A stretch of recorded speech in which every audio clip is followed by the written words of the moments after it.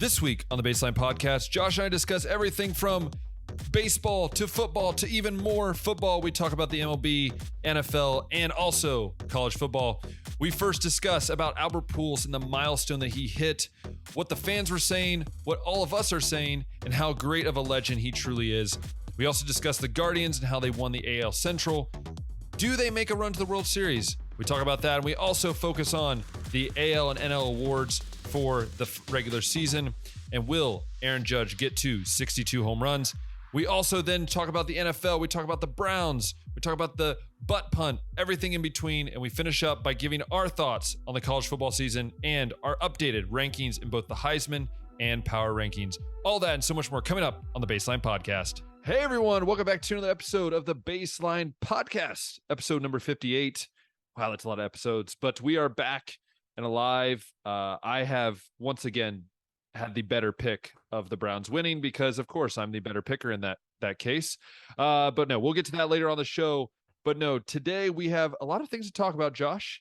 We have some baseball. We have some NFL. We have some college football.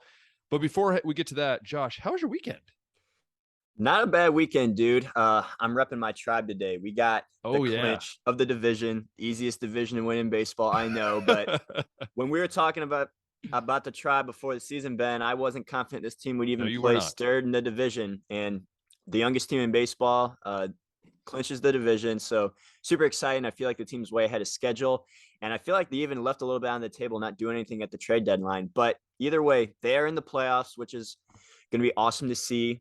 The hits have been coming up a little bit. They're still 10th in the league in hits, but the runs have gone up from 20th to 16th since we last spoke. So offense is getting a little bit better, heating up just in time for the playoffs. The pitching staff is still awesome. 4th in quality starts, 5th in whip, 6th in ERA. Bullpen still crushing it. So if the season were to end today, Ben, they'd be the 3rd seed playing the Seattle Mariners, the 6th seed. You know, as a Reds fan, Josh, I am pulling for the Guardians, but if they do play the Mariners, I don't know. I'm kind of pulled to go towards the Mariners because literally half our team is on the Mariners right now. A lot of Reds are on the Mariners, so yes. Plus Mariners have, let's talk about the Mariners for like 10 seconds here. Yeah, they absolutely. Could snap that streak of not making the playoffs. That's true. I think 2001 was the last time they made it. It's the longest streak in all of major sports. But also not making the playoffs. They also just re-signed Castillo, former Red, to a big deal, which I think is a great smart move by them. I like that move. But, you know, it's been a full weekend of craziness all over sports world. We're going to talk about baseball first, obviously. Then we're going to talk about the NFL, and then we'll finish up with some college football. But, Josh, it's like one of those times in the year where it's so exciting because you have football, you have baseball, basketball season's about to start. It's like my favorite time of the year where you get all of these sports, and then hockey's about to start. So you're going to have NHL preseason has been You're underway literally going to have at one point in the year, and this is my favorite time, when you have like 4 different sports going on that at once. Time in October, yeah. And it's amazing. It's so much fun. So, Josh, we're going to start with baseball. Lots to talk about. We'll talk about the Guardians, or the Indians, however you want to say it. We're not judging here. And then from there, we'll talk about Aaron Judge maybe getting it, and then we'll talk about some Albert Pujols. But let's talk about your Guardians. Josh, I have a really strong question. You obviously follow them a lot closer than I do. Do you feel like this team is better than the team that made it to the World Series? Do you feel like this team is better, or is it too soon to tell? You could say it's too soon to tell, but that 2016 team just had too many stars on it, dude. It was a younger team, I want to say, still, with guys like Kipnis and Frankie Lindor breaking out. Jose Ramirez was younger. The pitching staff, just like this one, was pretty insane. I think there's a lot more new names on this pitching staff that a lot of people don't know about. But that 2016 team, if you remember, had Corey Kluber, Josh Tomlin, Trevor Bauer, and then guys that were injured that weren't in that World Series were like Carlos Carrasco. And Mike Clevenger was on that team as well. So I think a lot more people, when that team made the World Series, knew those starters. They're going to learn. They're going to learn about Cal. They're going to be learning about Tristan McKenzie if they haven't already. Everybody knows Shane Bieber right now, but yeah, this young team, man. I think they've played 13 or 14 different rookies this year. Just absolutely insane. Stephen Being Kwan. the youngest, that's my guy. Stephen Kwan, yeah, rookie of the year potentially. He's been heating up, but yeah, I would say the 2016 team definitely better. There are more household names on that team, so maybe in a couple seasons, give this team some time to gel a little bit, they could be making a World Series run in the future. That's what everybody in Cleveland is hoping, at least when you've played that many young guys that are going to be under rookie contracts, that you can kind of control the next 5 years where they go. So hopefully nothing crazy happens. They hold on to the stars they do have, like Bieber, and they can start maybe building towards another World Series run here, which I did not see coming, because I thought this was the year that they were going to finish that whole rebuild, sell off guys like Jose Ramirez and Bieber, but instead they extend Jose, and these young guys just ended up breaking out, dude. It is crazy, and I have 3 things to say on that. One, the Reds will never make it. I don't see in the near future. I'm sorry. I see, this is the thing. As a Reds fan, I'm so down on the Reds. Like, I've literally had comments, people saying, like, you're so down on the Reds. I'm like, look, what am I supposed to do? They literally trade away any asset. The only thing we have left playing in September is we have guys that I've never heard of that are like 34-year-old rookies. It's like, I'm sorry. I'm not going to get on a rant. I'm stopping here because I'm just going to rant about the Reds. But I will say, does it not remind you, Josh, and actually before that, first off, we're proud to be Cleveland fans, because right now, Cleveland Browns, Cleveland Cavaliers, the Cleveland Guardians, I mean, just full of just championship feeling right now. But more than that, does this remind you of the Bengals from the NFL last year, a team that no one saw coming to really become that team, and then they become the team, go to the Super Bowl? Do you feel it's that kind of comparison in the sense?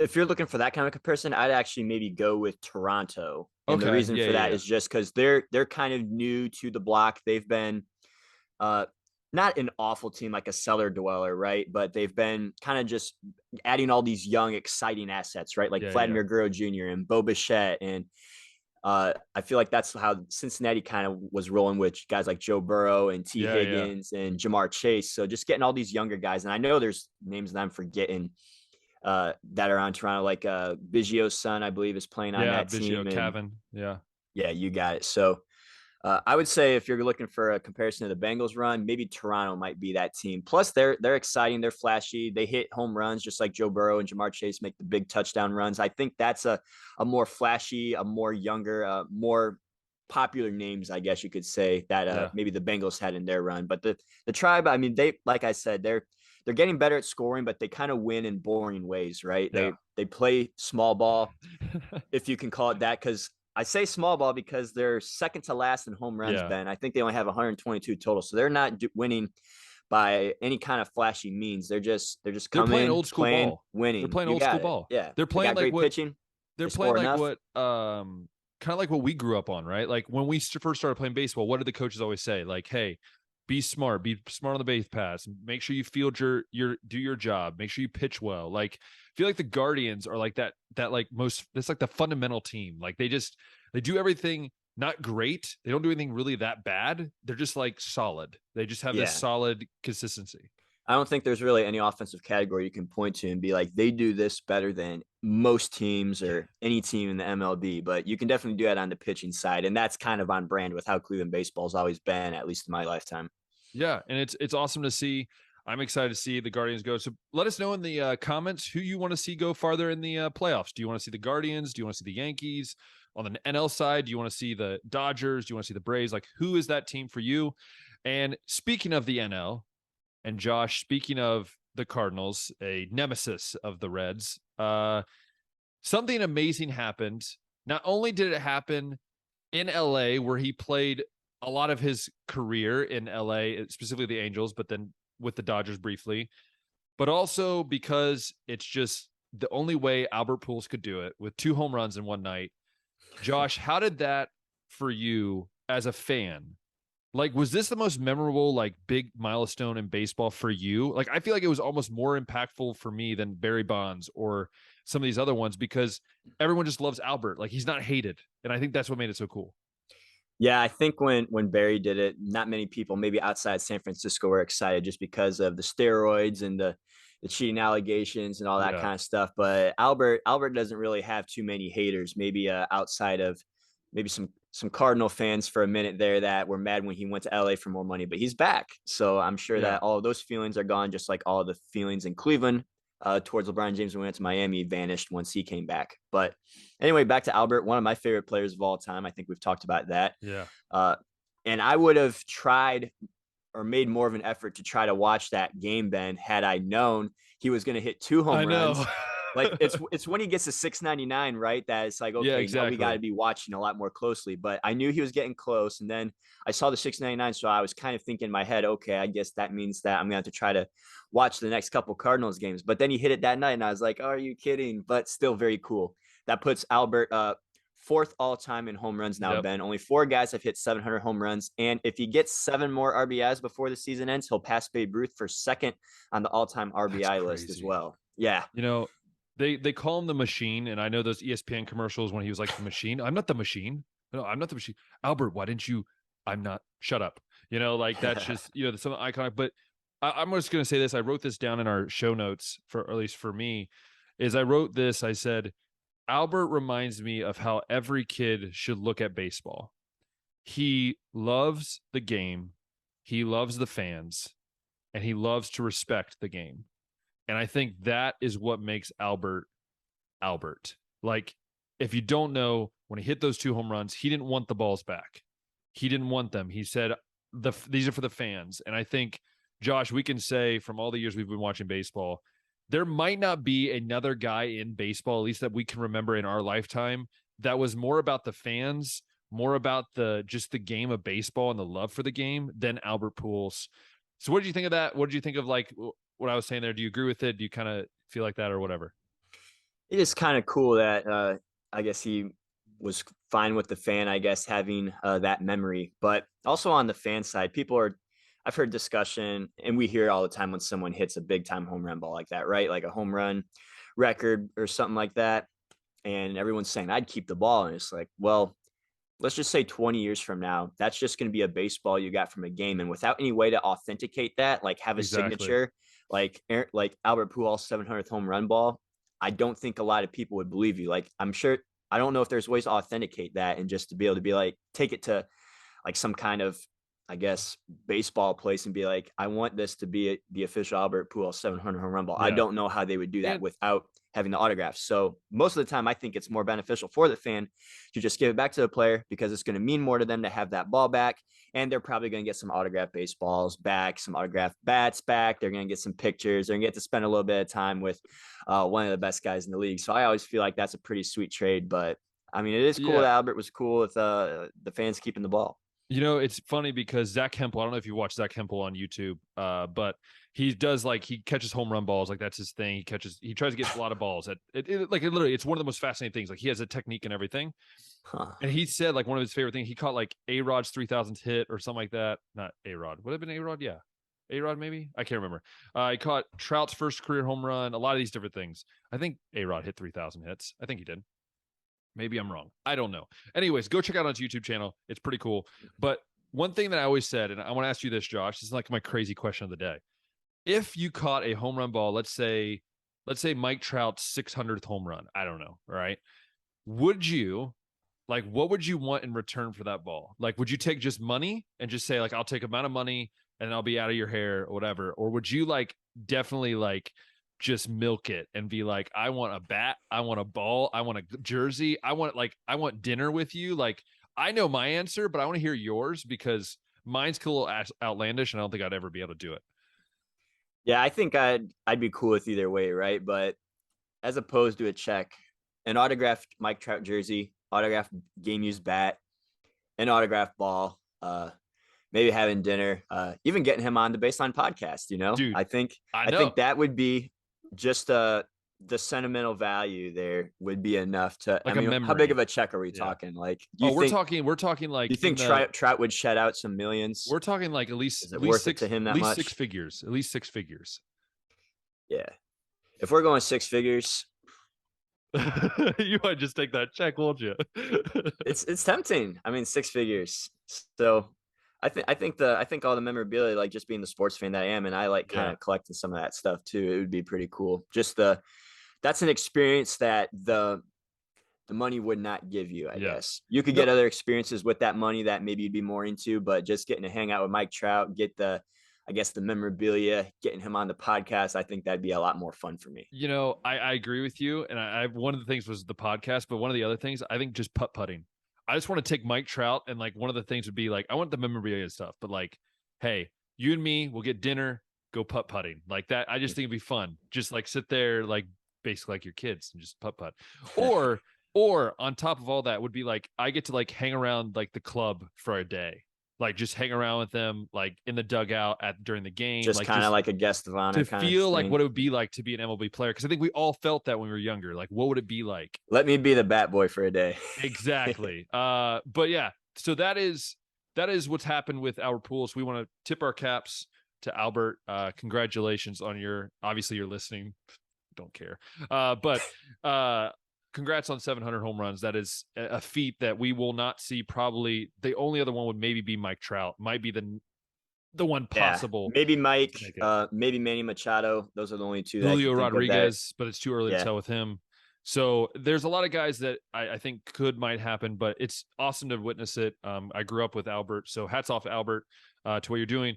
But there's another guy that's chasing a home run record, Josh, who's hit a spell of not hitting home runs, and that would be Aaron Judge, right now the favorite to win MVP in the AL. And Josh, I'm interested to hear your thoughts on it because he looked like he was just going to blow this away and he was going to have the record easily the last few days, but he's won 6 games now without a home run.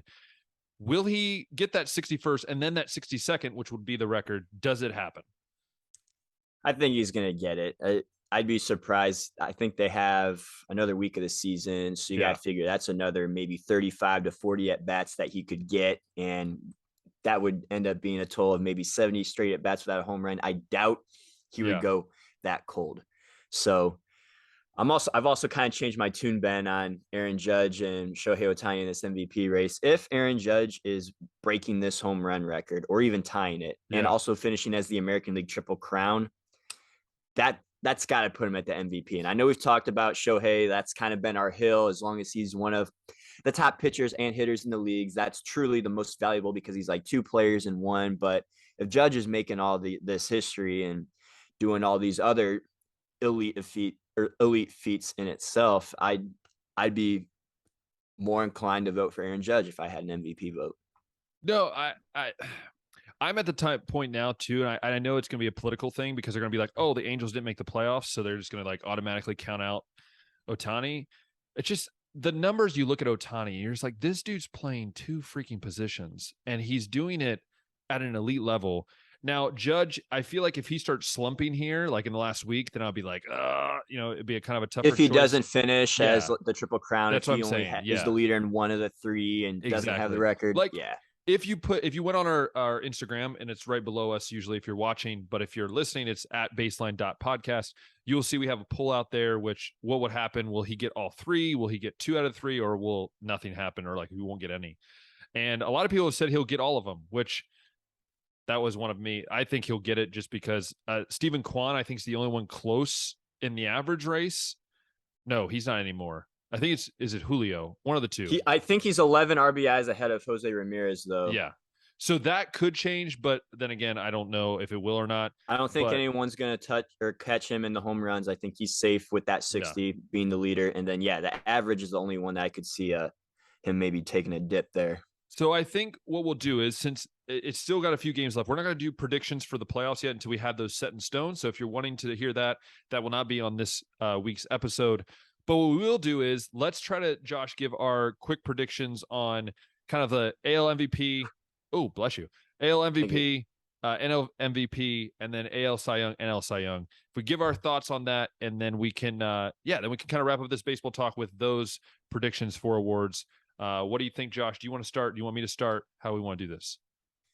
Well, I think Judge is going to get at least the home run record or the Triple Crown. Yeah, of course, yeah. I'm going to go ahead and say that he's going to get that. And by the way, it's Arias from Minnesota. That's 1 point behind him in batting average, along with Xander Bogaerts. They're both at 313. He's at 314. So I'm feeling confident enough to say that Judge is going to get that MVP right now. And then as far as, let's see. I mean, Justin Verlander for Cy Young, dude, leading the league in wins. I know. Leading the league in ERA. I think that's got to be a slam dunk. Also on a playoff team. I think the Astros are a 2 seed. So got to give him the tip there.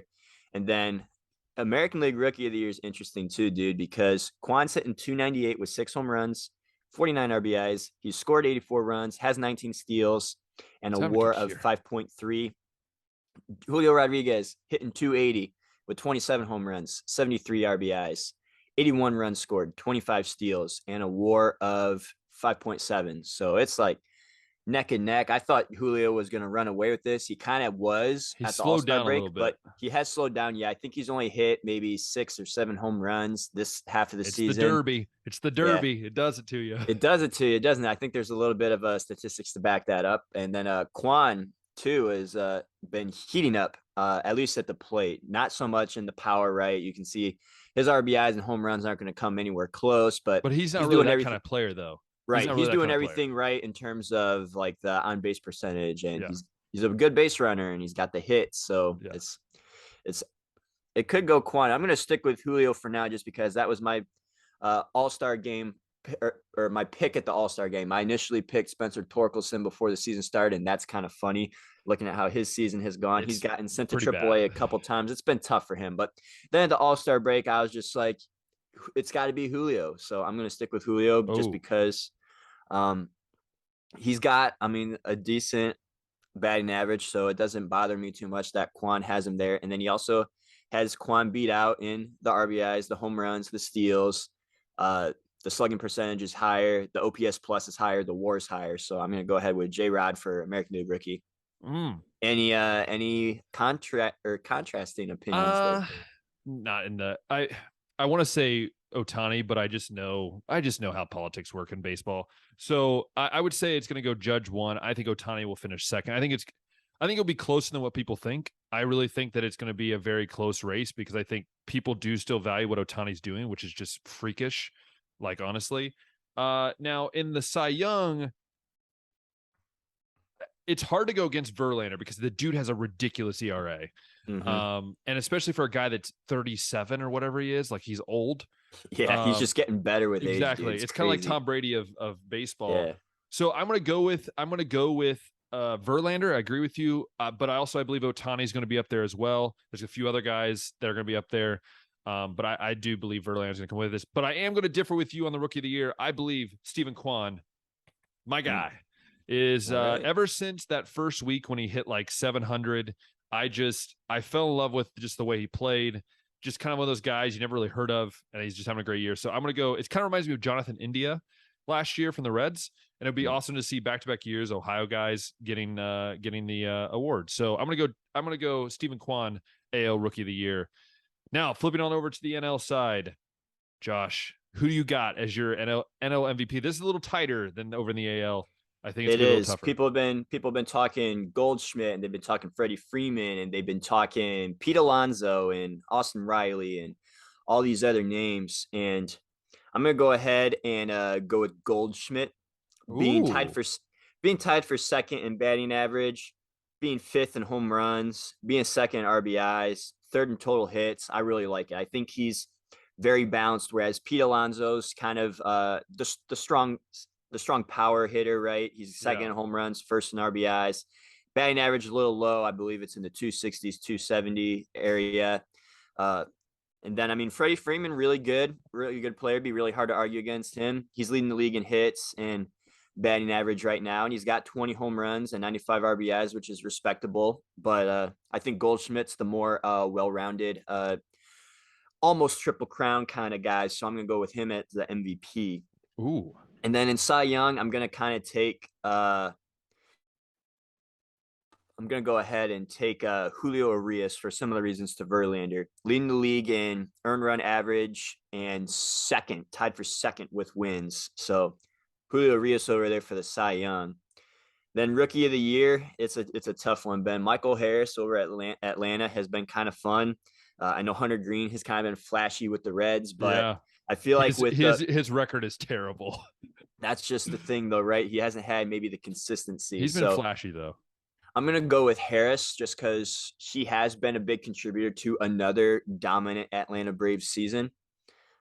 I also there's some other guys like their names escape me right now, but the Cubs had a young kid. The Cardinals had a young kid that were both playing really well at the plate, but I'm going to go ahead and rock with Michael Harris, Rookie of the Year.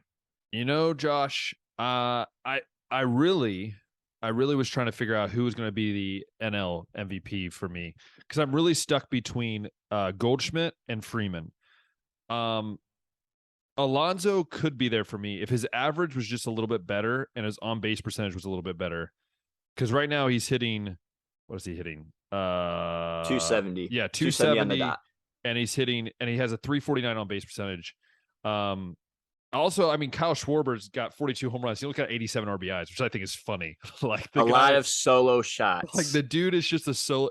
Doesn't that remind you of Alfonso Soriano when he had like 48 home runs and he had like 90 RBIs? Yeah, he was a leadoff man, so that kind of explains that. I don't know where Schwarber's sitting in the Philly lineup, but Soriano was at least leadoff, so it made sense. So what I'm going to do is I'm leaning more towards Freddie Freeman. I just think the average, which is just it's really awesome to see having a guy that's hitting that, and then his on base percentage, I believe, is I'm trying to find it here.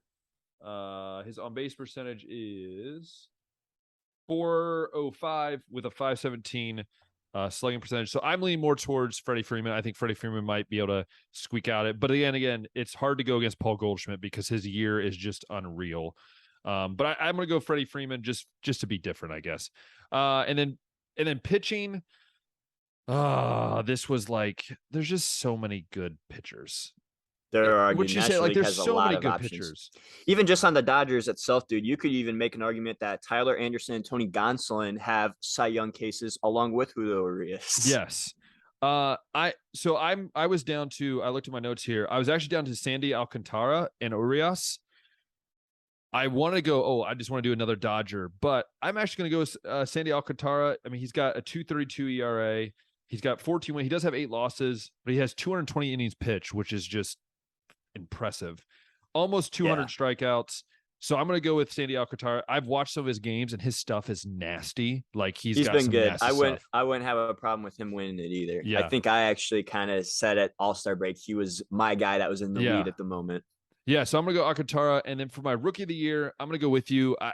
I want to do Hunter Green. Like I want to give the Reds some credit, but when the dude's got a 4-14 record with like a 4.82 ERA. Now I will say this: there's another pitcher on the Reds that I believe also deserves credit, and that is Lodolo. He's got like a 3.95 ERA. He's a rookie. If I can pull it up here, Lodolo. Let me pull this up here. Dolo. I'm trying to see what his things are. Stats. Here we go. So Lodolo, just hear what you think about this, Josh. He's 4-7, so he started 18 games this year. He's a rookie, 3.75 ERA. He's pitched just under 100 innings with 126 strikeouts and a 124 WHIP. Like he's having a very decent year, not a rookie of the year standard, but I think he's surprising me as almost a better pitching prospect than Green right now. Until Green figures out the control issues and the home run issues, I think Lodolo could really be a lefty ace for the Reds incoming. Yeah. So, yeah, with those rookies too, and any kind of pitcher, I don't pay attention to the record as much. What you can control as a pitcher is your strikeouts. You know, those K9 rates. You can control your ERA to an extent. Yeah.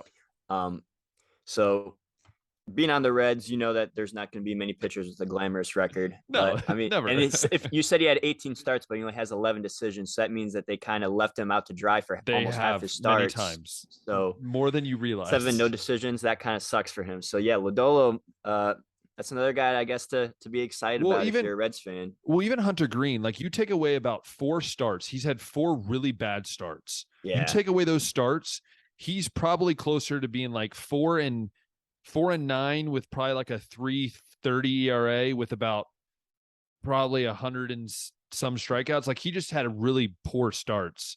And the dude he's only 23. Like he has so many years left in his arsenal. And he's also went through Tommy John surgery, I think once, maybe twice. So, I mean, hopefully he'll be back next year with a vengeance. But those are our award predictions. But now we're going to move over to, of course, it's the fall. So we're moving into football. We're going to talk some NFL. Josh, our Brownies coming away with the win. Ben Bowden is now 2-1. Josh Burris is now 0-3. He just can't seem to defeat the master at picking these games. So, Josh, do you have any statements on your another loss for you? I'm not picking anymore. No, I'm retiring from picking games because it's inconsistent, man, with the Browns. And it's what makes it annoying to be a Browns fan year in and year out. It's just the inconsistency and the unpredictability. And I mean, even at halftime, I think they were down 14-13 at halftime. They were just playing terrible. And then watching Denzel Ward too, it looked like he was giving Deontay Johnson a 10 to 15 yard cushion all night just so he wouldn't get burned for another 70-yard touchdown like he did against Corey Davis. So there was things like that I was noticing that were kind of frustrating to me. And then they seemed to figure out a way to contain Najee Harris and Mitch Trubisky in the pass game in the second half. They didn't score any more points there, and got the go ahead touchdown. And I think the final score ended up being, what was it, 22-13? No, 29-17, I believe. 29-17, you're right. Because they fell on the fumble because of that touchdown at the end, the defensive touchdown. Yes, the Browns. I start the Browns defense in fantasy football right now, and they only had 2 points up to that point. That was great, right? Since they got the defensive touchdown on the fumbled hook and ladder play right there, Kurt Herbstreit 10 points. Kurt Herbstreit said, he's like, by the way, he spent like his whole weekend in Ohio. Like he did the Browns game and then he did the Bucks game. But Kirk Herbstreit said, like, he's like, man, all those fantasy players are really loving this right now. No, I think I want to get your thoughts though, Josh, because these are my thoughts of the game. And I think the reason why I thought the Browns were going to win, because I think this defense, this defense is weird. It's like a bend but don't break, but then sometimes we break, but we get healed, then we break again. And I think the offense, I'll be honest, this offense looked really good. Brissett looked the best I think he can look. And you also look at Chubb and you look at Hunt. Like this team, if we could just find someone other than Amari Cooper and Njoku, if we could just find somebody else, just someone else to throw to, I think this team offense could be really scary. The offensive line looked good.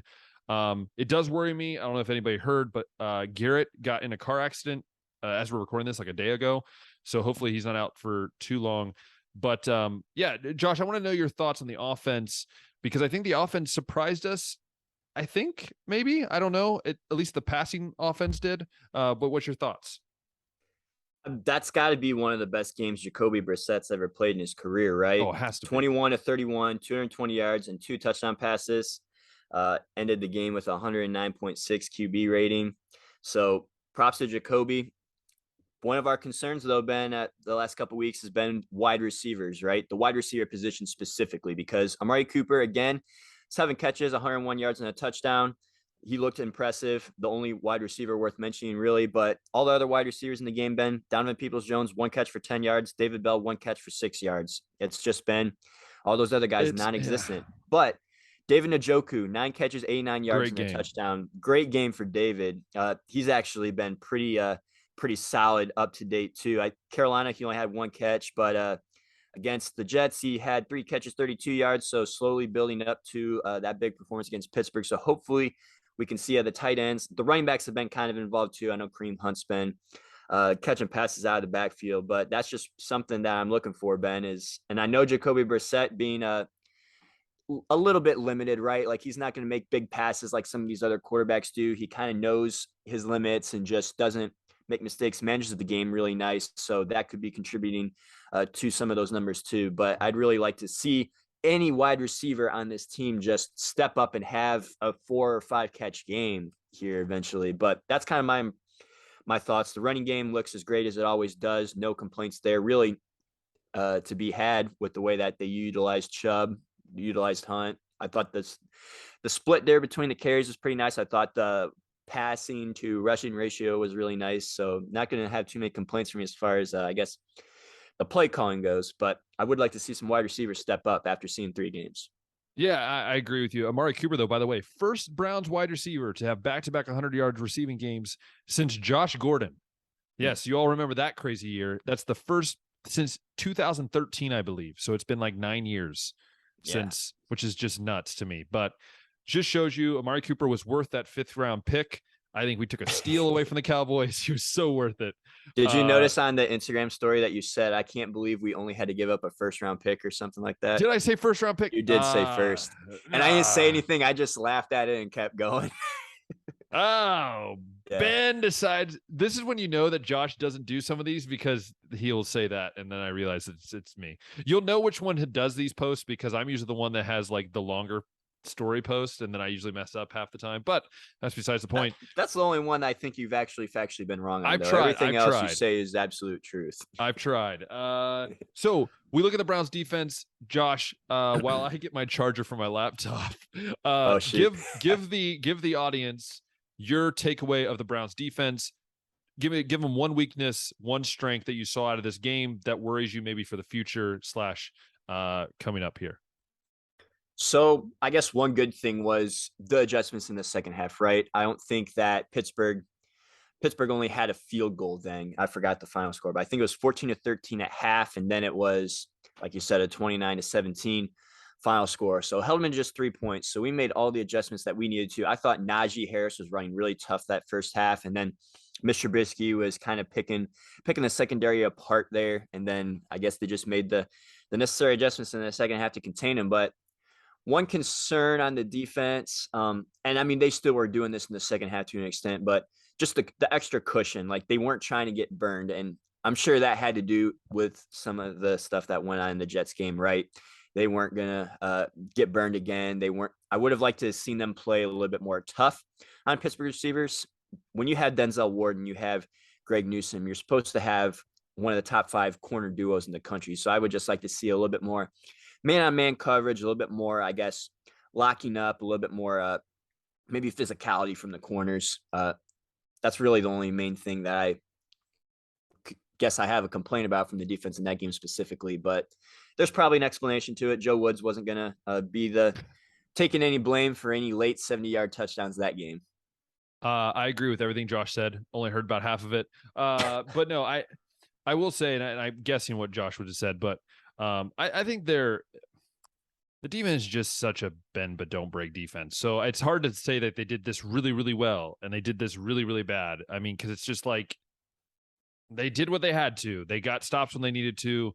I think that I know you talked about the corners, I think, or the DBs and the coverage. Like, okay, either you figure it out or stop giving up just stop playing prevent defense. Like we've talked about it on this podcast many times. We both hate prevent defense. Like it's just something that we don't like. It's just annoying to watch. It's the NFL standard when you're up late. It's just like we're going to literally let you move all the way to the 20-yard line for free, get in the red zone for free. And then we'll start playing defense when it's time to prevent a touchdown in the red zone. Does it not remind you of like basketball, like the NBA? Like they don't play defense for 3 quarters, but if it's a close game, then they lock down in the 4th quarter. It's like, that's what it feels like to me. It's like, just keep doing what you did the first, 3 quarters or whatever, because it worked. So exactly.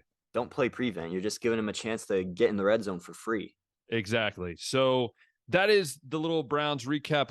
Before we get on, I know Josh said he's retired, but we're definitely not retiring this. Josh, you're 2 games down. You're 0-3. I'm 2-1. We have the Falcons coming up. We don't know if Garrett is playing. That's still up to debate. We don't know how injured he is on that car accident, so that could change things.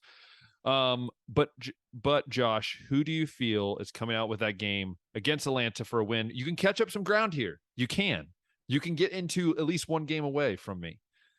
I can. So I'm looking right now. Cleveland is a 1.5 point favorite on the road at Atlanta right now, Ben. Okay. Pretty close for a team that is 1-2, but this offense at Atlanta has been, I guess, the bright spot. They scored 26 on the Saints. They scored 27 on the Rams, both in losing efforts. And then they just beat the Seahawks, scoring 27. So if we have any defensive concerns, I mean, this is going to, I guess, be an offense that you could say is going to be a real test, right? It could maybe, when you factor in, we've played the Jets, we've played the Steelers, we've played the Panthers. This has to be the best offense we've faced so far. So that's one thing that I guess concerns me. However, I'm also going to be watching how the Cleveland offense does against one of the worst defenses in the league, which has allowed 27 to the Saints, 31 to the Rams, and 23 to the Seahawks. So that 1.5 point spread is interesting. They're saying it's going to come down to a field goal, basically. So oh boy. it's setting up to be a game that we'll both probably be really mad about. And do we want to rely on Cade York?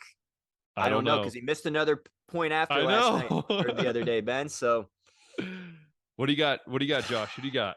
You can pick up a game here. You can pick up a game on me. I know. I wanna say Atlanta, dude. And that would mean that I have picked against the Browns all 4 times. 3 times. Well, no. I picked them to beat the Jets, and I lost that one too. Oh, that's true. So, okay, so 3 of the 4 times. The one game I picked them to win, they lost, and yeah, it's a tough one, dude. But I really want to say that that Jacoby Brissett can at least maintain the success he had against Pittsburgh. Maybe we'll see a tight end breakout, and if it does come down to Cade York, I don't really trust that, but I'll go with a slight Browns edge. Wow. Win. So Josh, I'm going against my better judgment because my gut tells me Atlanta's winning this game, but I'm going to go against my better judgment just because it hasn't gotten me too far in these other picks. So I'm just going to go with a Browns W here. All right, he's going Browns W, and we all know where I'm going.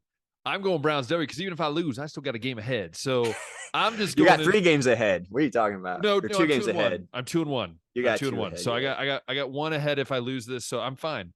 Actually, it doesn't matter because we both picked the same. So even if we lose, I still got a 2-game lead. So it's fine. It's still gonna be 2, yeah. So I'm gonna go Browns, and I think the Browns will win. A prediction for me is I think the Browns will win 31-28. Cade York's gonna come up big on a game-winning field goal, which I hate to say that, but it's gonna happen. So. That's what I'm going to go York with. does have 1 game-winning field goal already this year. That is true, but he also missed extra points. We won't talk about it. So from there, I think we definitely should talk about the most glaring thing that happened this weekend between 2 very good teams is the butt punt. In the Dolphins-Bills game, 2 very good teams. The Bills should have won that game, by the way. That's besides the point. They out-yardaged them by like 250. The Dolphins had 212 yards, and they still won. And I don't know how that happened, but that butt fumble, by the way, if you ever get a chance, if any of you are listening, go watch Pat McAfee's. He talks about this and how it wasn't the punter's fault. It wasn't. He always is good at that, dude. He talks about kickers, punters, any kind of special teams mistake that makes that everybody says is like the kicker's fault because they're an idiot. And then he goes and shows you everything that went wrong leading up to the kick. And he's like, see, anyone would have failed that attempt. Yeah, and like the thing is, the guy moved back. He shouldn't have moved back. He should have moved forward. That's besides the point. But also, if anybody knows Pat McAfee and would like to come on the show, always welcome here at the Baseline Podcast. But Josh, give me your thoughts on maybe the Bills game and the Dolphins game, but maybe some other games that popped out to you. Not a long discussion, but we can just briefly talk about each one. Yeah, so I mean, I was kind of disappointed that I actually in fantasy football cut Tua after week 1 and signed Carson Wentz because of what a great game he had. And then Tua went and had the 469-yard, 6 touchdown game. So I was scrambling back to get him. I got him back in one of the leagues and I started him. And then he got me 11 points and Tyreek Hill got me 3 points. So from a fantasy perspective, it was very bad. But like you said, dude, I don't know how Buffalo didn't win this game. They had 16. They had 16 more first downs. They had 285 extra yards of offense. However, they had 1 turnover to Miami's none. They committed 3 more penalties for a total of 32 yards. So I'm sure those played a factor. I'm also curious to see how that investigation into Tua goes because that's my interesting point too. Because he apparently wasn't. He fell over. He was walking around all off balance, and they called it back spasms. And he probably had a concussion. They probably played him when he shouldn't have. Yeah, I'd be surprised. Stop it. There's no way that's back spasms. But all kinds of very close games, and that's another thing about the NFL, Ben. Unlike college, where you have talent spread out across 131 teams. You got the Power 5 conferences. So it's just like there's going to be talent disparities. In the NFL, this is literally the best of the best in the world, only on 32 teams. So you end up seeing a lot of these close contests like the Broncos 11-10. What an ugly game that was. I'm ashamed to have watched that game. The Packers 14-12 over the Bucks. Hey, that was a punter's game. Eli Manning it was a punter's game. I tweeted out. Do you hear what Eli Manning said? He said that they should have paid the punter $235 million. Money. Yeah, I even tweeted out. I was like, at least we're seeing some elite punting tonight because there was a lot of coffin corners and great downs at the 1 and 2 and stuff. But Tom Brady continues to look like an old man, Ben. 14-12 loss to Rodgers and the Packers. Rodgers. Yeah. So offensive woes continue in Tampa Bay. We had the Saints loss, which is terrible. Yeah, they're not looking too good, dude. I might have been wrong about the Saints. Olave looked good, though. That's all I got to say about that. He looked real good. We already talked about the Dolphins. The Colts got their first win of the season over the Kansas City That was a squeak there. The Colts. Yeah, it wasn't a voice crack, though. I unintentionally went a little more emphasis on there than I would have liked. And Chicago Bears improved to 2-1. Dude, the Bears. The Bears improved to 2-1, even though Justin Fields completed 8 of 17 passes for 106 yards and 2 picks. He actually looks very bad. Is it time to apologize to Bears fans since we were bashing them, or do we still have to wait? Because I feel like we should wait, because I feel like this is too early to be apologizing the fact that we bashed Bears fans for not Bears fans, but Bears themselves. I mean, who have they beaten? They beat the 49ers with Trey Lance in the rain. I wouldn't take away anything from that game. They lose 27-10 to the Packers, rightfully so. They beat the Texans, who we know aren't that great. Terrible, we expect them to be contending for that first pick. They win by 3, and Justin Fields still looks really bad. So he also has no receivers either. So yeah, I think the jury is still out on that. But let me talk about, by the way, the Bengals getting their first win. Oh, true. Played the Jets. That's how you do it. Teams from Ohio. Jets. So the other team that I want to point to too, Ben, since it does pertain to our AFC West picks, is the Raiders falling to 0-3. I know. What did I say was the one concern I had about the Raiders and why I didn't pick them to win the division outright? Josh McDaniels. Yeah, that's what I don't like that guy as a head coach. He just always goes off to these other jobs, does terrible, and then crawls back, sneaks over to Bill Belichick and Tom Brady and just makes himself look good again. But I haven't watched the Raiders yet, so I honestly don't know if it's Josh McDaniels' I just want the Chargers to keep losing. But I do know when you have an offseason where you maintain most of your talent and you add guys like Chandler Jones and Devontae Adams, you're supposed to be better. You're not supposed to the only lose to the Chargers by 5. You're not supposed to lose to the Cardinals in a crazy overtime comeback fashion by 6.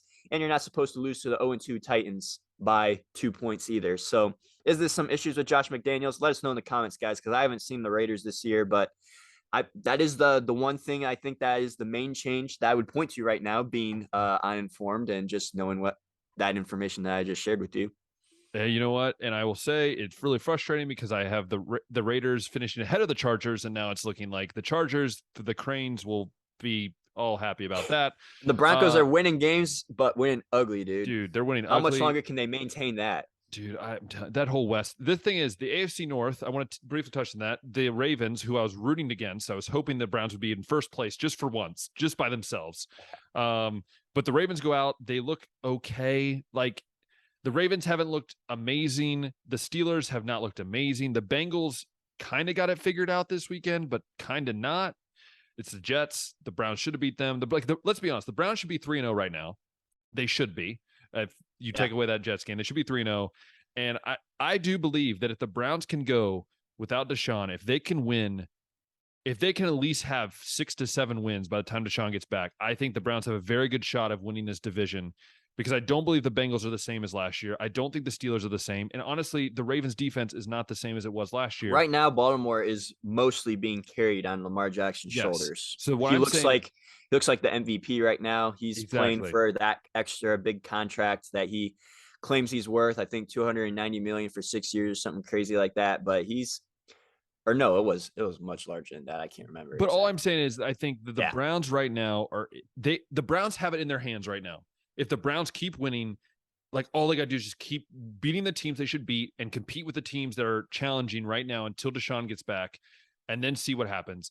Yeah. Because I'm telling you, this Browns team, when they're all healthy and when they're good, I know they lost Anthony Walker, which is going to be a huge hit for the defense, but when they're healthy and when they're good, this Browns defense, I don't think anybody can stop them. I mean, I really don't. This offense, especially when they're running the ball and they get to see the passing get better. But Josh, the NFL, it's great and all. It's great. But me and you both, we talk about this all the time on the show. We love college football. We live and die college football. And man, did we have a good weekend of football. Ohio State just was Ohio State once again. Alabama was Alabama. Georgia was Georgia. Sort of. Kent State gave Georgia a little bit of test. Good old Ohio boys. Go down to the SEC. Mm-hmm. But how was your weekend? Your Florida Gators, I'm sorry. I apologize. But Hendon Hooker took over. What can I say? Yeah, it was a heck of a day. The first week of conference games across the board, and I think we saw some teams get a little into some closer games than they should have, just because of how easy a non-conference schedule was. We can point maybe to Michigan. We can maybe point to. They had a chance to lose that game. Corum carried them. Blake Corum carried them. He carried. Yeah, let's actually start with that one first, because they should not. Right off the bat, Maryland drops that opening kickoff. Michigan gets a touchdown to start things off. Talia Tagovailoa was injured there for a little bit, I know. Yeah. And then JJ McCarthy, as good as he's looked in those 2 games, he was 1 of 8 on deep balls. He was pretty good on all the, I guess, the more manageable throws, the screens, the 10-yard pass range, but 1 for 8 on deep balls. So that's going to be something to keep an eye on. And like I told you, I think I mentioned this last week, Ben, this is going to be a game to see how good Michigan's defense actually is, because that's been our concern about Michigan all year long with all the pieces that they lost, is how are they going to fare against like a Power 5 offense? And Maryland's going to have one of the better offenses in the Big Ten. The defense is going to be what's going to hold Maryland back ultimately, but Michigan's defense gives up 27, I believe it was, to Maryland. So that's about what I would have predicted if I was to give you a score, I think. So I don't think I'll be honest with you. I'm going to say a bold statement right now, Josh. I'm not saying this because I'm a Ohio State fan. I'm saying this as a legit watching college football. I don't think this Michigan team is a top 5 team right now. I don't think they deserve to be in the top 5 right now. The reason I say that is because you look at their non-conference schedule, great. They're blowing out teams they should blow out. Awesome. Yeah, like they should. But their strength of schedule is very weak right now. They looked not great against Maryland. Maryland literally looked like they could move the ball. And you think about it, if you switch that with Ohio State, what would that Ohio State offense, what happened on Saturday night with Ohio State, if you put that offense against the Michigan right now, again, it could change in a couple months. But I just struggle to see Michigan. Corum is great. He's a great running back, but are you willing to rely on him for the whole year? Because Harbaugh does this when he gets uncomfortable with his quarterback. He relies on the run game. Will that be able to work throughout this conference year? We'll wait and see. They're going to play some big games coming up, and we'll see what happens. Yeah, it is tough to say. And I do want to point out, I don't know how much this would have affected things, but Donovan Edwards, backup running back at Michigan, didn't play that game either. But the defense, I mean, that's kind of what I would expect. I don't think they're going to face many more offenses as good as Maryland's, to be honest, this year. I'm more concerned about maybe the way that McCarthy played, right? Yeah. Didn't play too well against a defense that really is kind of mediocre to below average, you could say. And like you said, it took a career day from Blake Corum, which this is what I've been expecting to see from Blake. He finally. It's just so funny, though, by the way, because you had him in your you had your week 1 Heisman rankings. This is and the reason that he dropped out is just because they've been beating up on all these bad teams, and he's been limited participating because they're putting in 3rd and 4th string guys. So it's like he really hasn't had the chance to break out yet. But I'll tell you what, if they're going to rely on him this much in the Big Ten conference games, I mean, Blake could jump right back in my Heisman rankings in an instant, dude. Yeah, it is crazy. And it's going to be a crazy game. I do want to briefly, I'm not going to spend a lot of time on the Ohio State game. Let's just briefly, since we're already in the Big Ten, let's briefly talk about the Ohio State game. I mean, what can I say? My Buckeye breakdown probably would have happened by the time you listen to this, but you would have heard my thoughts there. But my biggest thing is with the Ohio State game is that we got to see the most balanced offense we have seen from Ohio State since probably Fields' second year, maybe even before that. When Ohio State literally has 2 running backs over 100 yards. Stroud, even though Stroud didn't have his greatest game, he did have a rough game when it comes to his standards. Yeah. He still had 5 touchdown passes, threw for 280. They ran the heck out of the ball. Mayan Williams looked like a different animal. Travion Henderson and him just compete with each other, like who can hit harder. And then you have the defense. Tommy Eichenberg, I'm going to say right now, and I know Menace to Sports says this. He is an All-American, and there should be no doubt about it. Tommy Eichenberg is playing out of his mind. He is playing fast, hard, and I never saw it coming with Tommy Eichenberg until now on the defensive side. The corners, you got to give props, Josh, to the 2 rookie starting corners who never started a game in their career. Come out Denzel and play Burke and Camp Brown did not play this game, right? Yeah, they played tremendous. Lathan Ransom wasn't playing. The defense stepped up. They gave up 21 points, but it's like, okay. A lot of it was 41-7 going into the 4th. They had limited Braylon Allen to 70 yards. Until that big run. Before he had that big run, So I wouldn't read too much into what went on in the 4th, especially when they got all I'll say is backups in at that point, and it's garbage time. Ohio State did this against Wisconsin, who, by the way, since 2017 has the best defense in college football, and Ohio State went through this 3-4 defense. Jim Leonard, who's a great coach, and Ohio State shredded them. I mean, the offensive line shredded them, and it was amazing to see. I can't wait to see what they're going to do against Rutgers, because I think it's going to be even worse. I think it could be about a 50 to 60 point win, and it could easily be that. But Josh, if you want to touch on that, you can, or we can move on to the next game. There you go. Yeah, I got a couple things. So first off, you'll like this. I was texting a friend. I was like, Jim Leonard's right now auditioning to be the next Nebraska head coach with this performance. But one other question. I've been asking this to my other Buckeye friends. The running back situation at Ohio State with Mayan Williams kind of breaking out, and you could even argue he's a better back than Travion Henderson right now. He is a junior, so he is draft eligible. Do you think by the end of the year, Mayan Williams is going to the league, or do you think he's staying at Ohio State and maybe Evan Pryor or Travion Henderson have to enter the portal? Or do you think Mayan transfer portal somewhere else so he can be a full-time starter? Because right now, I mean, even as good as Mayan's impressed, right? I still think he's at best a 3rd to 4th round pick right now, just because he doesn't have the full body of work. So maybe it's too early to think about this being week 4, right? And I'm sure you want to enjoy the season now, but it's more fun for me to think of problems for other teams than problems on my team as a college football fan. I would say this is a fun talk, I think. Yeah, I would say that I think the more likely scenario is that Mayan Williams goes pro, and that Travion stays, because I think Mayan Williams, even as much of a competitor, I think there's even a chance where Mayan comes back and Travion stays. I think out of all the backs that should transfer, I think Evan Pryor would be the one. Maybe. The reason I say that is because Travion's still getting 20 touches a game. Mayan's getting his 20 touches a game. And we all know that Travion still has, he'll be a junior next year, so he still has a year left. I think the more likely scenario would be kind of like it could. I don't know if Mayan wants to do the Master Teague thing, where Master Teague had a chance to be a better round pick if he would have left when he had the chance, when he was one of the main backs instead of coming back. So I think Mayan would have better of a shot to go now. But again, Mayan loves Ohio State, and I could see him just coming back and saying, "Hey, I'll do what you want me to do." Travion, I think you have to feed Travion more, because I am scared of that. I am scared that if Travion doesn't get the touches he wants, he's going to start thinking, okay, if you don't want me as your premier back, Travion, like you said, Travion, I think was number 1 back in his class, actually. So and he didn't play in his senior year. Right. And I don't think that he, I guess, foresaw having to split carries maybe with a 3-star going into his junior season. Right. So that is something to keep an eye on. But I'm sure most Buckeye fans are like, who cares? Let's just enjoy this season with this loaded roster that we got. But that's everything that I had to add on Ohio State. While that game was going on, though, Ben, I quickly got bored with that and started watching or paying attention more so to Texas A&M and Arkansas.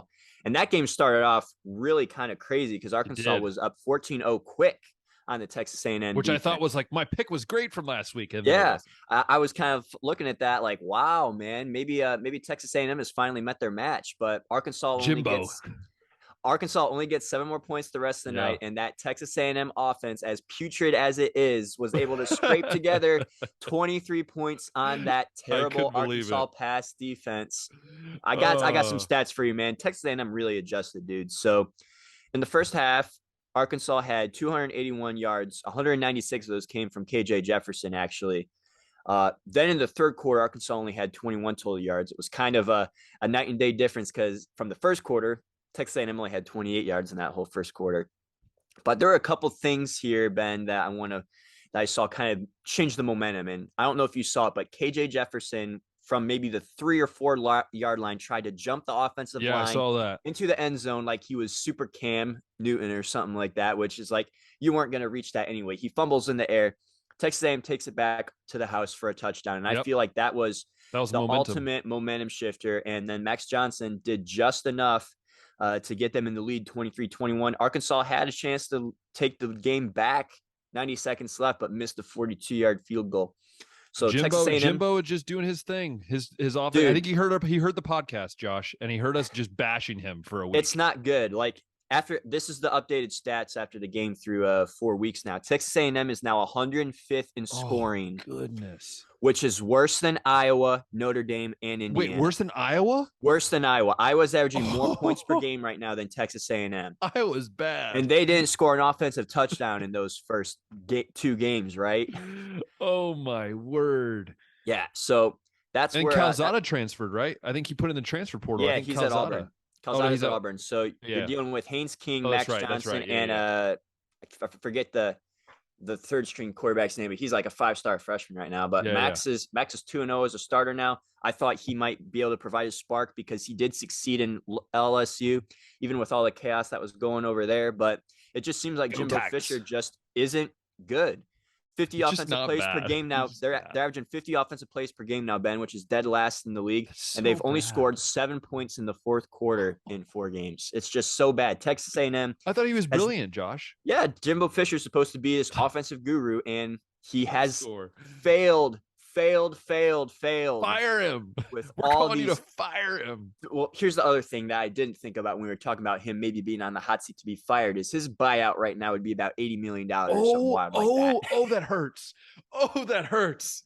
Oh, I don't think that the Texas A&M boosters is greedy. As willing Jimbo's as they are to smart. throw money. Jimbo was smart. He's he like, got I that want to 10-year deal, dude. He was like the first coach to start getting those. Dude, he was deals, like, dude. he's like, I want to get an $80 million buyout, so that way they'll never fire me, and I can. Well, that's just because of how much time is left on his contract yeah. right now, right? It's so early into that 10-year extension they gave him. That was a crazy game, and Arkansas bummed me out. But hey, this week we'll talk about this later on. But I say upset alert could be happening this week. Arkansas trying to rebound against Alabama. But Josh, there was a few other games that caught your eye that I know we talked about beforehand that kind of shocked us. Let's talk about Florida. I know you're trying to avoid this topic because you've just been kind of glancing. Well, I was waiting for it to the end to talk about it, but yeah, this is let's just talk about a little Florida Tennessee action because Hendon Hooker came with a Heisman moment and Anthony Richardson came with a I don't know what you call it moment. But talk about it from a Florida fan perspective because all I know is it was a great game. I mean, like you said, this was a game that Hendon Hooker really needed to step up in, right? Because I think it's been 2 times in the last 17 years or something like that Tennessee's been able to get Florida. It's just been kind of a monkey on their back. And this really, I think, solidified how real this Tennessee team is for its fan base. It's like, man, we just finally beat Florida. We're good. They have a ranked win over Pitt. And I mean, Hooker in the game, 22 of 28, 349 yards, 2 touchdowns, 112 yards on the ground, and another touchdown. Florida defense had no answer for that guy. Richardson, I mean, after watching the South Florida game, dude, I had no expectations, even knowing how bad Tennessee's defense is. That's something Tennessee fans are probably worried about. But Richardson, man, 453 yards, 2 touchdowns, finally got a passing touchdown. I know. Had all the yardage. Only 62 yards on the ground, but he did carry it 17 times, which is more than I think he had in the last 2 games combined with another additional 2 touchdowns. Is he on your Heisman list this week? He is not. It's the last 2 you can't have games like that. And no, you can't. I mean, I've been hearing this sentiment around the Florida fan base. I think more Florida fans right now are a little bit more or feeling a little bit better after the Tennessee loss than they were after the South Florida win. Yeah. I mean, we talked about it last week. I was at Columbus watching Ohio State put the kibosh on Toledo, and I'm looking at the score, and I'm like, this is way too close. They're going to lose this game too, just like they lost to Kentucky. But they held on to win that one, and then they come and compete with a really legit offense. Like I think Tennessee right now is 4th in the country in scoring. So, like I said, Tennessee defense is definitely a concern for them, but Florida also has some concerns on defense. Ben, let me rattle you some numbers here, and I mean, they did go up against Tennessee, one of the best offenses, but this is for the season. They're allowing teams to convert 52% of their third downs, which is 123rd in the country out of 131 teams. They're allowing 7.9 yards per pass attempt, which is 86th. 216.5 rush yards allowed a game. That's 119th. And then 5.3 yards per rush attempt allowed, which is 113th. And they're giving up 29.5 points per game, which is 74th. So, wow. Regardless of how you feel about Anthony Richardson, it's going to be tough for any kind of offense to be able to, of course, play with a defense like that. I did say it was going to be high scoring, by the way. Yeah, I mean, that's kind of the situation that it was going to have to be, right? Both defenses weren't that great, and it was just kind of like, okay, is Anthony Richardson going to be able to, I guess, maintain the pace that Hendon Hooker and that Tennessee offense are going to be able to do? And for the most part, he did. And they even had a shot to win at the end, dude. They had that onside kick, that freaky onside kick recovery. I don't know if you saw that. I did see it, yeah. They had the chance, but, yeah, Anthony just had the pick at the end, which I'm not going to hold against him too much because of the full body of work that he had. But it was nice to see him, I guess, put up all the numbers he did. But, I mean, I heard it from Billy Napier, too. The reason he hasn't been running much with Anthony is just because of the lack of QB depth right now. Jack Miller still former high state guy. Working through an injury right now. He'll hopefully be back soon, but that's kind of been why Anthony's rushing attempts have been maybe more limited than they were in the Utah game or what you'd expect. But yeah, it was I guess as crazy as it sounds, even after the loss, I'm feeling better about Florida than I was after the South Florida win. But another high scoring game that went on, Ben, that nobody saw coming, I think, was Clemson and Wake I Forest. know. I thought Wake Forest was going to pull it out. I was watching that game here on my television, sitting down. My wife was away in Slovenia. She's away. I was like, I get to watch college football all day. This never happens. Honestly, it never happens. And I got to watch it. For me, it's 6 hours ahead. So it's like weird. It's like the end of the day, but that's besides the point. And I was watching that game and I'm like, Wake Forest is going to win this game. The end of the fourth quarter, I was like, Wake Forest is going to win this game. And then they didn't. I'll be honest. Both quarterbacks played phenomenal. And I hate to say it, Zach Smith, I know you want Ugalungale to come to Ohio State, but I think he's going to stay at Clemson because I think they might have figured out something at least to where he's sort of playing well. And but I will say, I don't think this Clemson team is going to be in the top 5 much longer because I think this team is going to get beat. And sneak peek to the end of our pick part of the show, they might be losing this coming week. Like I said, high scoring game that we did not see coming just because of how good the Clemson defense is. I was talking with some of my buddies. They all had Clemson win the game. I had Wake Forest win the game, and I told them it was probably going to take a high scoring game. And they're like, I don't see Clemson giving up more than 28 tops. And from doing a little bit of research, I think the last time they gave up more than 28 points in the game was over 2 years ago. So defense has been locked down. And for Wake Forest to be able to put up 45, I think it was on them. I mean, that's was impressive. A shock, but I had Wake Forest winning, and I thought it was more likely that the Wake Forest offense could score a high amount of points on the Clemson defense than it was for the terrible Wake Forest defense to slow down any offense that's staying in front of them. Regardless, I mean, Clemson's offense has been kind of shaky to start, but like you said, I think DJU, the game he had, maybe pushed off the potential Cade Klubnik takeover at least a couple more weeks, maybe even the rest of the season, honestly. Yeah, it was a good game, and I'm excited to see what happens this coming week. Yeah, we got a lot of games to talk about, like you said, previewing that we're going to kind of rapid fire through, but a couple more to get through. We'll get through these kind of quick, but Middle Tennessee upsetting Miami, dude. A game that nobody saw coming. I told people Miami is not good. How many times do I have to say this on this podcast? Miami is not good. They're not, dude. They're not. And they're bad.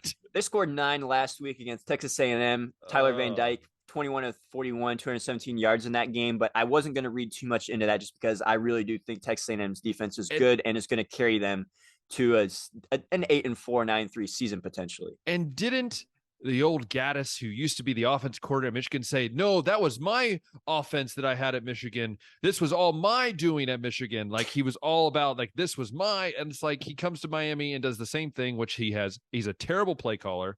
He might be a smart guy, but he's bad. Okay. This offense is bad.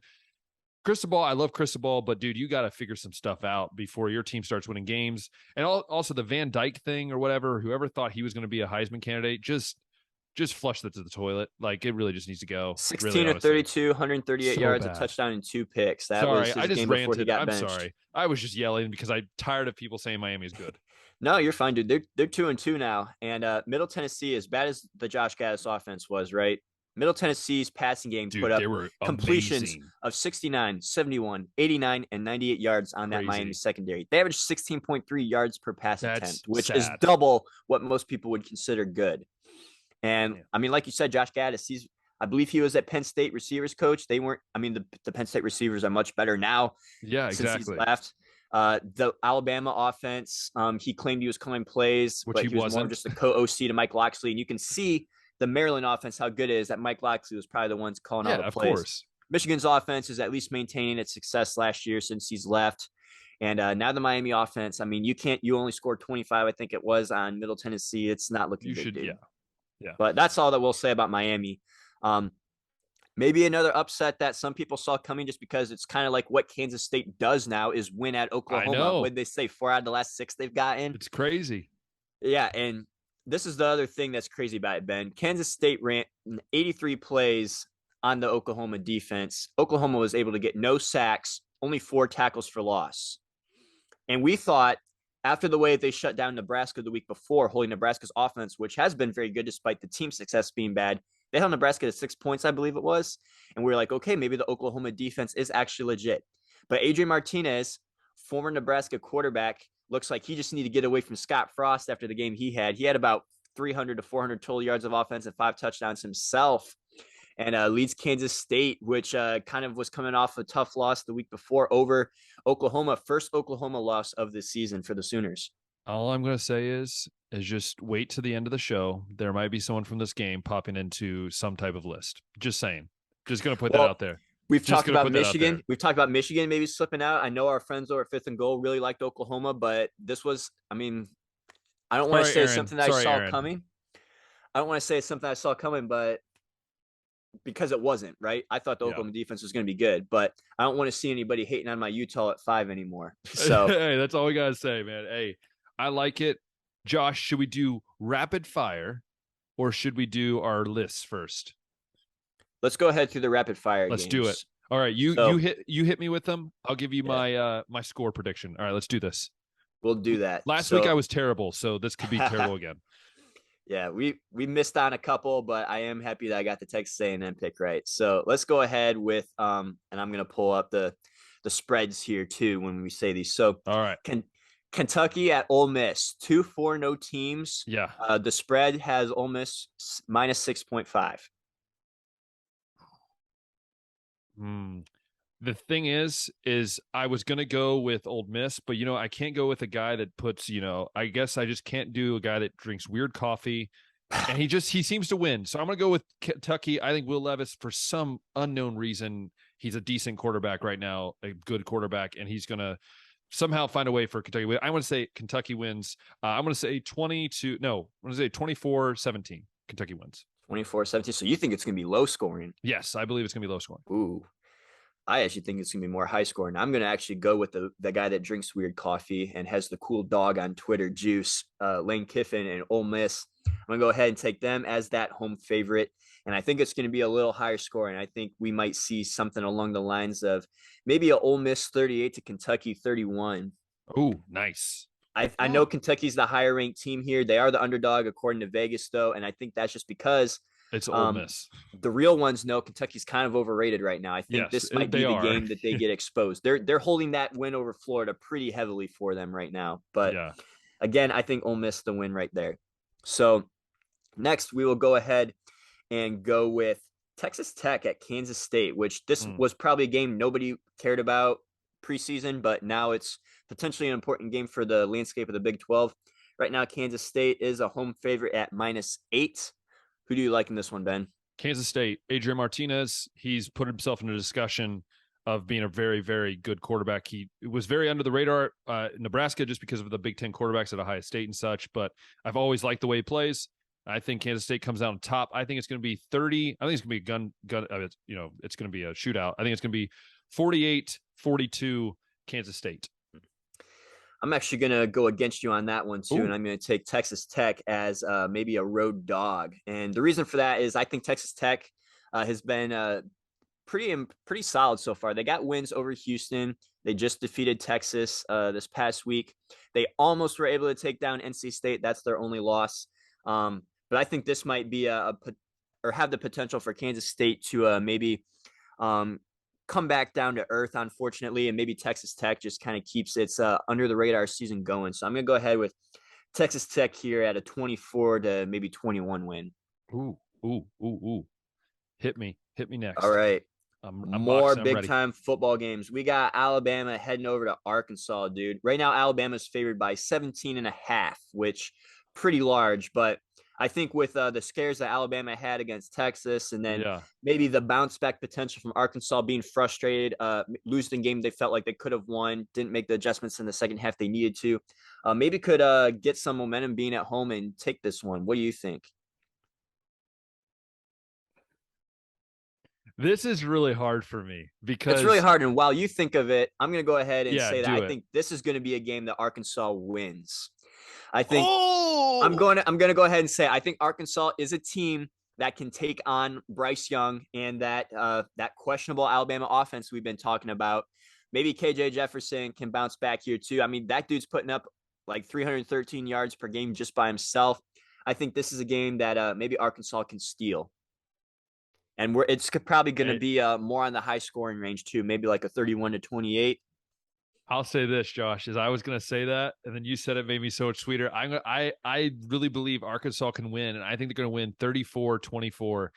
I think there's something about getting beat pretty like frustratingly, and something about Alabama who just like every game, it's like they're not Alabama. Like this is not the Alabama we're used to.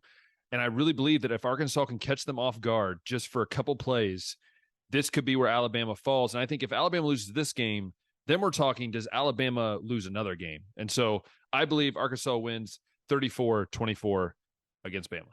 Yeah. I got mad respect for Arkansas. I didn't think that their record was going to be maybe the most glamorous this season just because how difficult their schedule is. I mean, they got the home game with Alabama here, but they got more coming up. But anyway, another one that maybe people didn't think would be very important, Wake Forest at Florida State. Let me go ahead and pull you up the favorite right now. Florida State is the home favorite right now, minus 6.5. They've been able to win some close, exciting games against LSU and Louisville so far, but could Wake Forest maybe be that team that finally gets the best of Florida State? I would say yes. I think the way Wake Forest played against Clemson, I think that I'm still not sold on Florida State yet. I still need to see a little bit more. And I think Wake Forest has a team that could beat, I think if they played again, could beat Clemson. And I think they're going to beat Florida State. And I think it's going to be 38-21 Wake Forest.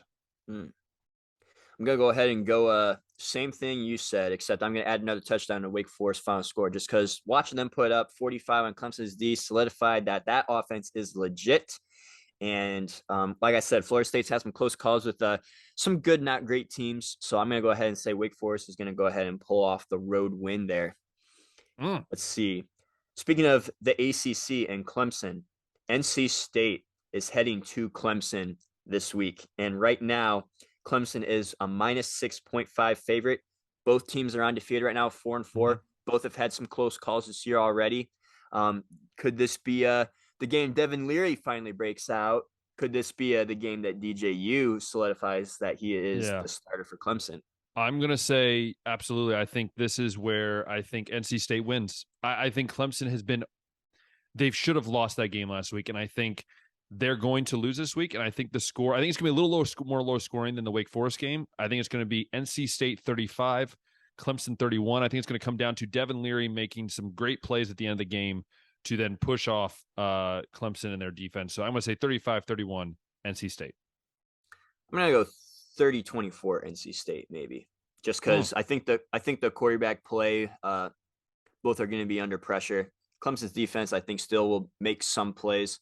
I think the NC State defense can maybe disrupt DJ a little bit, but I'm going to go ahead with the NC State road win there too, just because Clemson just hasn't looked the best to me so far. They've had some questions on that offense. They've had some questions on that defense, and I think this might be maybe that time too where DJ was playing a bad defense against Wake Forest. Let's be honest. So that might have just been a fluke game for him too, to be honest. But moving on from that one, we will go back to the Big 12, where we have Oklahoma State at Baylor, and Baylor is only a minus 2.5 favorite right now, but both teams have had some pretty impressive wins so far. This is maybe the game that's going to be toughest for me to pick, to be honest. I'm going to go with Oklahoma State. I think I trust their quarterback more. I think I trust that Jim Knowles' defense, believe it or not, is still sort of there. Actually, they've been playing decent defense. I mean, not amazing, but they've been playing good enough defense. Baylor. Again, I could go either way too. I think it's going to be a close game. It's going to come down to a last-second field goal, and I think Oklahoma State's going to win 27-24, and I believe that it's going to be a very, very close game all the way through. I'm going to roll with Baylor. I think they've been a little bit more battle-tested with teams like Iowa State and BYU already.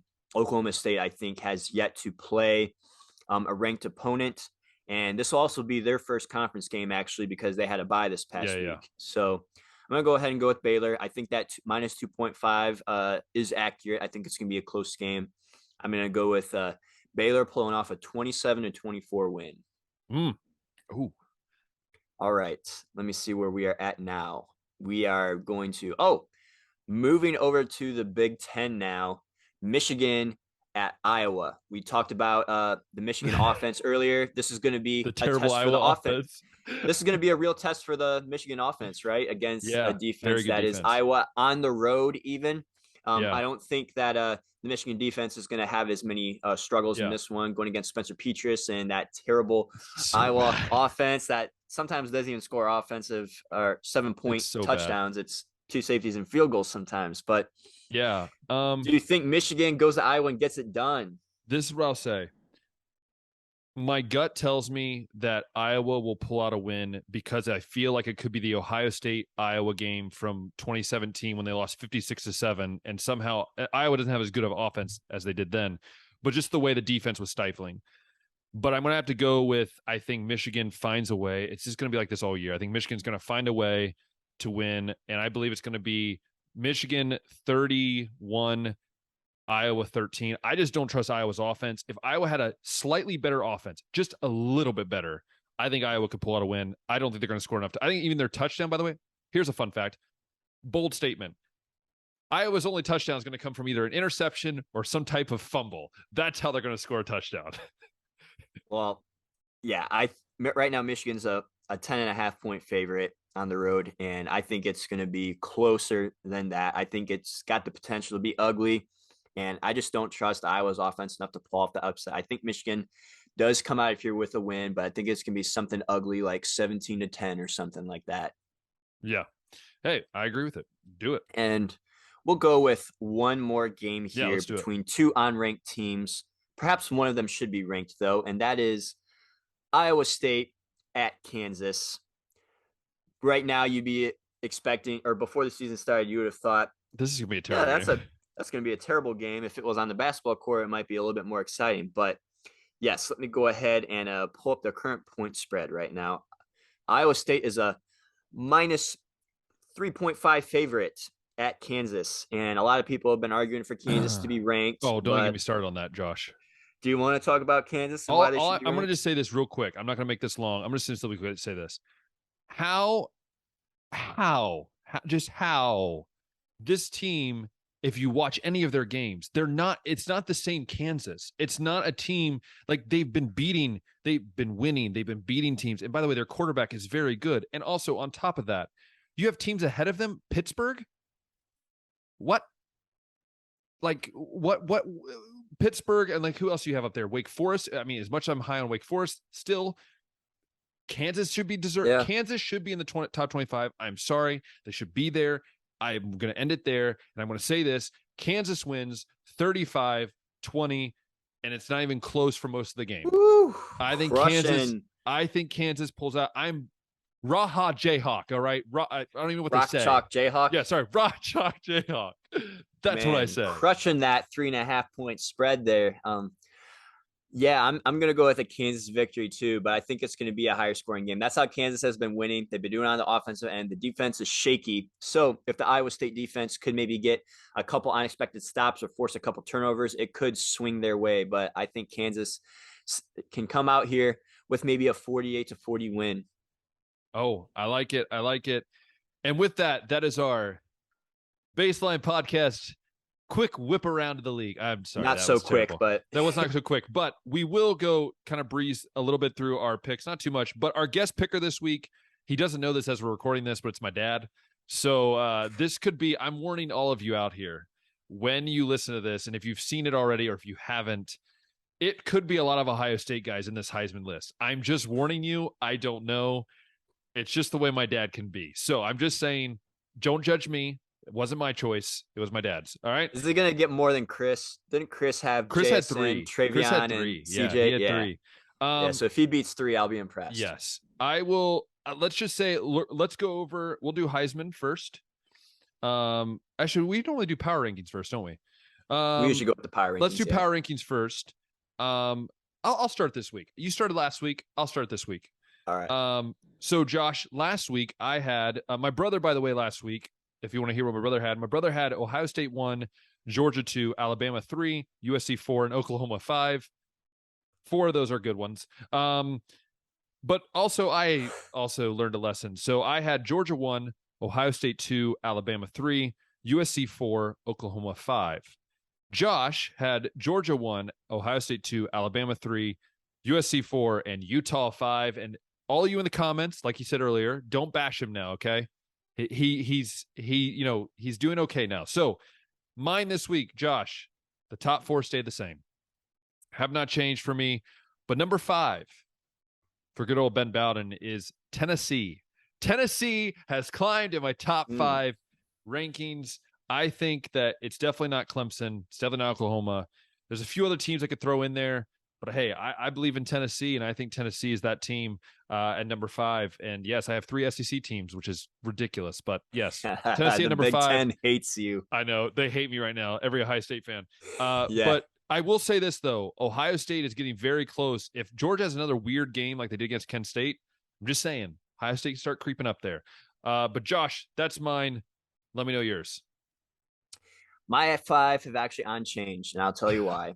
Georgia, everybody's talking about Kansas State. They still won the game by over 20 points, correct? Or, they 17, did. So, yeah, they did. 17 almost. So, but it's okay to have these kind of games. Yeah, like it doesn't erase the fact that they held the Oregon offense, which put up 44 points a couple times to 3. It doesn't change the fact that they were able to blast South Carolina. And Kansas State, too. I think people need to give them a little bit credit for being battle-tested with teams like Oklahoma. Yeah. And they played another, big SEC team, too. So it's like, okay, yeah, Kent State's not going to be that good, but they've already played some pretty high-quality opponents already. So they were a little bit more battle-tested to handle a team like Georgia. I'm not going to read into it too much.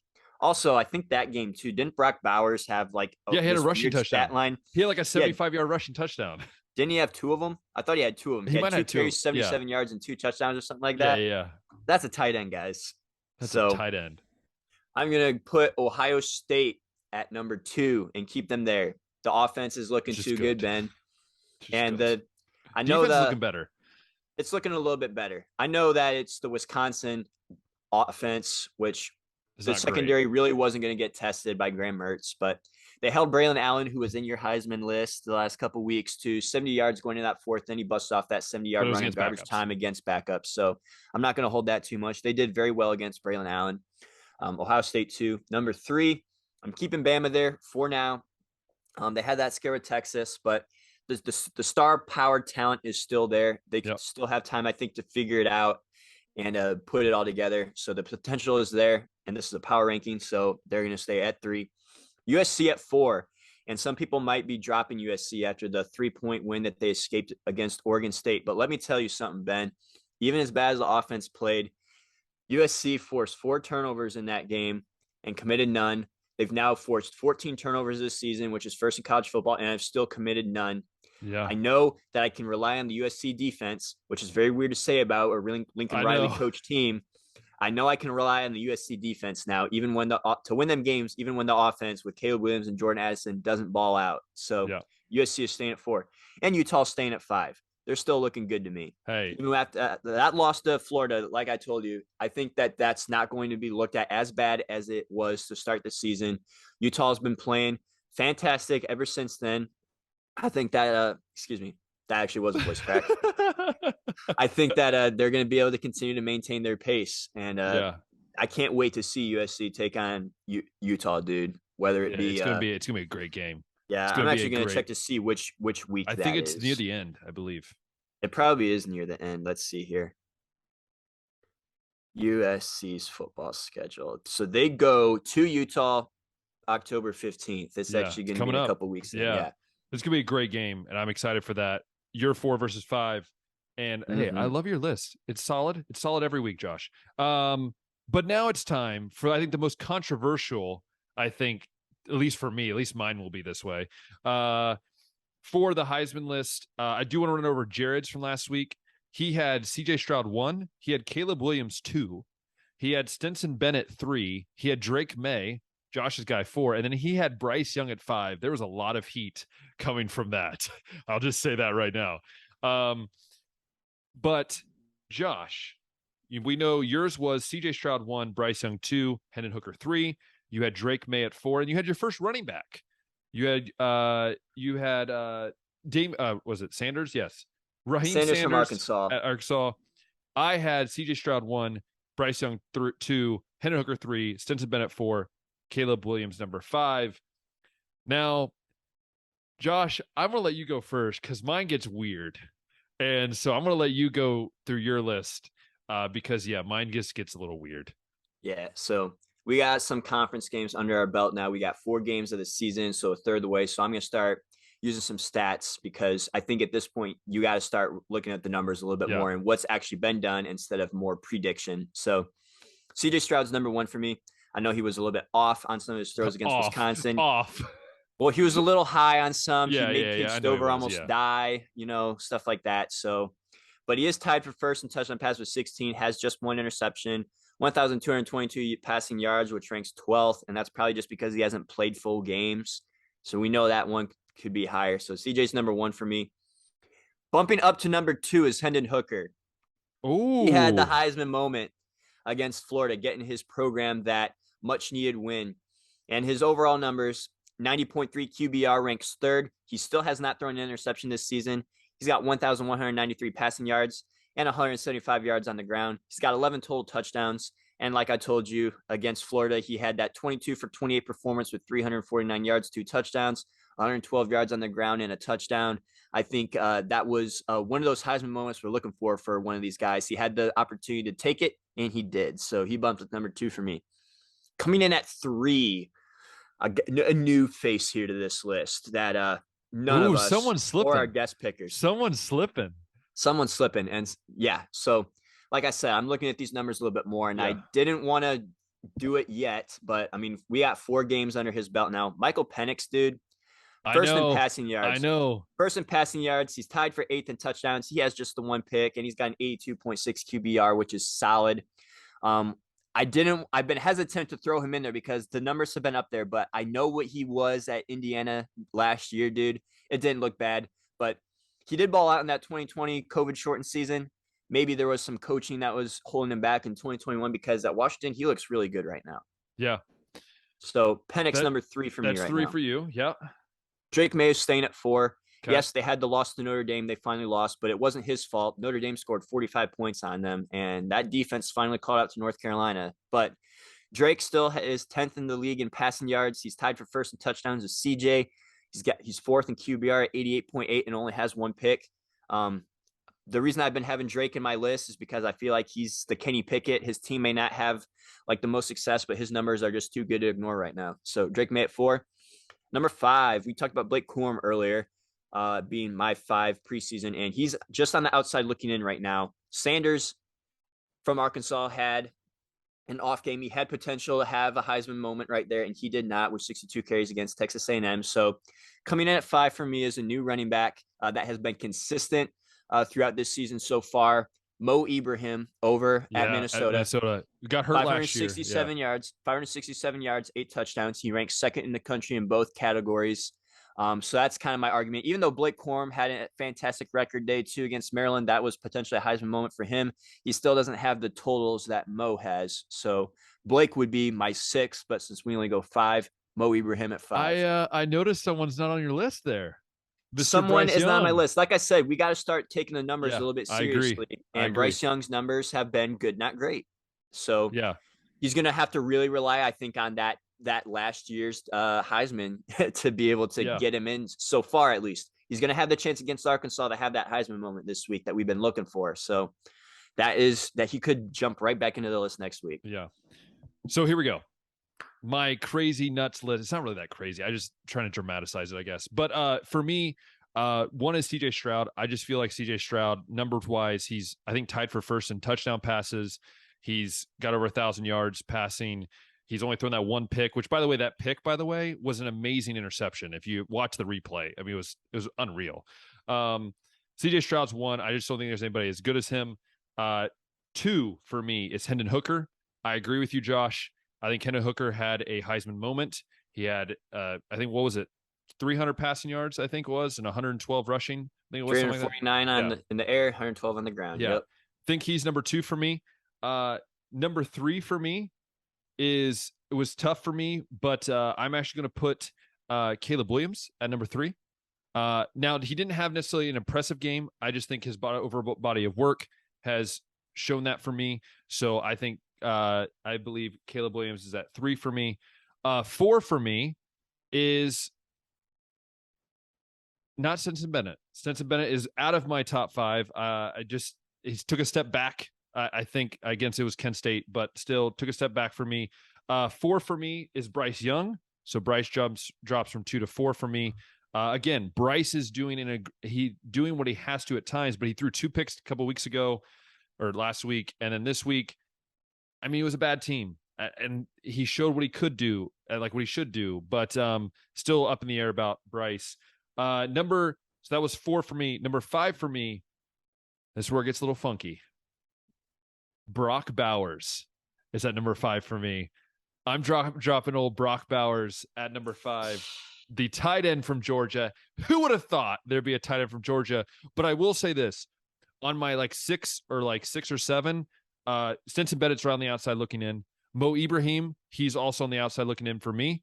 And also on the outside looking in, but I was very tempted to put him in, is Adrian Martinez from Kansas State. I know it's only one game, so I can't jump on that bandwagon. That's why I said earlier, be watching out, because he was kind of on my watch list. But yes, Brock Bowers. You think they're going to invite a tight end in New York? This is the thing. I think overall he's one of the best players in football. Yes. I just honestly believe so. And I think his numbers, they're not amazing, right? Like he has 15 receptions, 276 yards, 2 touchdowns. He has 3 carries, 82 yards, 3 touchdowns. And so like he just is a freak. You watch him play. He's a freak. He does everything. So I have Brock Bowers at number 5, and I know I'm about to get roasted on our Instagram for that. And I'm okay with it because it can't be as bad as my dad's. So that's all I got to say. But with that, I would just say, Josh, any final thoughts you have for our listeners before we end up this episode, which has been a great episode, by the way? I mean, who would be a strong candidate for number 5? Because that's the thing. There's no one that's a strong candidate. I think the top 4 are pretty unarguable. I think most of our friends around the podcast community also have that same top 4. Yeah. But the 5, I mean, Michigan, Clemson, Oklahoma is not going to probably be in most people's list now. I still like Utah at 5 because of what I think they could do this season. But it's like, and then you got Tennessee, which has to play Georgia and Alabama, by the way. So hey, I'm just saying it's gonna be some opportunity there for some shakeup. But yeah, it's like, who's that 5th? Exactly. Who is that 5th? We shall find out. I know we'll find out sooner or later. We'll kind of have a better shot. But anyways, Josh, it's been a great episode. We hope you all go out and watch some football because there's some great games, as we talked about. Let us know in the comments, what are some of your predictions? Who's your Heisman 5? Do you have Brock Bowers in your top 5, or am I crazy? Easily could be that I'm crazy. Leave those comments below. Make sure you like and favorite the podcast on Spotify and Apple Podcasts, and make sure if you love the way that Josh looks every day to give it 5 stars. And if you've loved watching this on YouTube, hit that thumbs up button, hit the subscribe button. You can kind of check out all the different episodes from the past. You also make sure you check out our Instagram at baseline.podcast. After every Ohio State game, I give a Buckeye breakdown. We have stories, we have breaking news, all that fun stuff happens on our Instagram. Make sure you guys give it a follow. It'd be really awesome to see that grow as well. Make sure you share this with your friends and family. Go have some fun this weekend. Stay safe. And until next time, we'll see ya.